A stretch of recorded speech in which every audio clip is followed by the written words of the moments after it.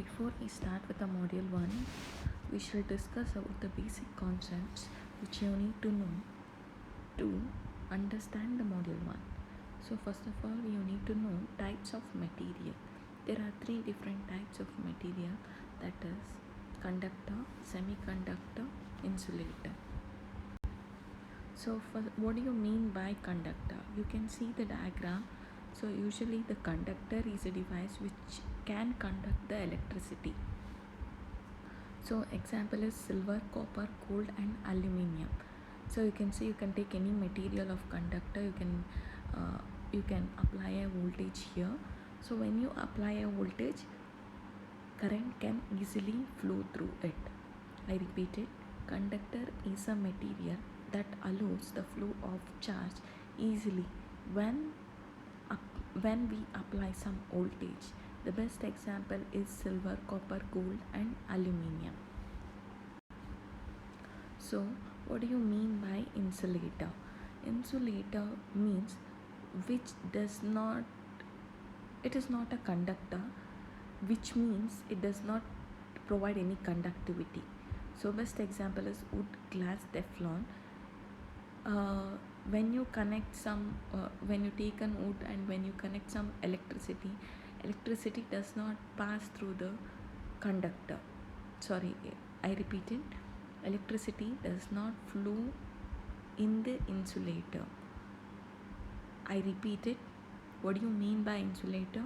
It is a material that does not allow the flow of current. It is not allowing a flow of current. If you connect some electricity to it, current does not flow through that material. Example is wood, glass, Teflon. What do you mean by semiconductor material? Semiconductor is a material whose conductivity lies between the conductor as well as insulator. So best example is silicon, germanium, gallium arsenide. So let us discuss what do you mean by semiconductor. So let us take an example of a silicon here. I have taken an example of silicon semiconductor. Silicon atom has 14 protons which resides in the nucleus, 14 electrons that is around the nucleus. Outermost orbit has 4 electrons and silicon has 4 valence electrons. So this is how the silicon material, the atom looks. So each silicon atoms share 4 electrons with its neighboring atom. By sharing, each silicon atom will become a covalent bond. So the things which it is a basic things which you need to know, how the silicon atom is being formed.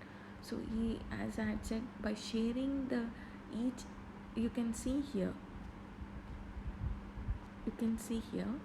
silicon atom shares 4 electrons with its neighboring atom, and by sharing each silicon atom will become a covalent bond. So the free electrons are formed at room temperature, which creates a valence called as valence bond. So next, the behavior of silicon at the room temperature. For every generated electron, a hole is generated. Holes move from one place to another. Similarly, the electron move from one place to another. In a semiconductor, the flow of current is due to 2 types of charge. Let us look into what are the 2 types of charge. The 2 types of is the flow mainly depends on due to the electron and due to the holes. Due to the moment of electron, due to the moment of holes. So in the semiconductor, you have 2 different types. One is intrinsic, one is extrinsic. In the extrinsic, you have N type and P type. let us discuss what is intrinsic and extrinsic. Intrinsic semiconductor. A semiconductor material in its pure form is known as intrinsic semiconductor. Thus, the intrinsic semiconductor are pure, chemically pure. They are free from impurity. So the number of free electrons is equal to number of holes in the intrinsic semiconductor. Example, intrinsic semiconductor are silicon and germanium. From this, what did you understand? Semiconductor material in its pure form is called as intrinsic semiconductor. So what do you mean by extrinsic semiconductor?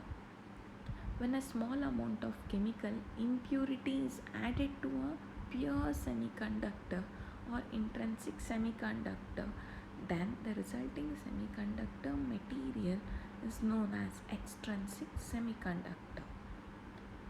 So it is just adding some impurity to some chemical impurity to a pure semiconductor known as extrinsic semiconductor.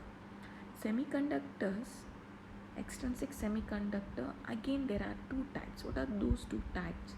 N-type semiconductor and P-type semiconductor. So before we look into what is N-type and P-type, you need to know what is doping. The process of adding impurity in the intrinsic semiconductor is called as doping. Okay, the process is called as doping. So if trivalent impurity is added to a pure semiconductor, then the obtained semiconductor is known as P-type semiconductor. Okay. When the pentavalent impurity is added to an intrinsic semiconductor, then the resulting semiconductor is termed as N-type semiconductor. I will summarize it. If trivalent impurity is added to a pure semiconductor, it is called as P-type. If the pentavalent impurity is added to a pure semiconductor, it is called as N-type. So let us look into it. So P-type, trivalent impurities are aluminum, boron and gallium. If they are being added to it, it is called as P-type semiconductor. So what do you mean by N-type semiconductor?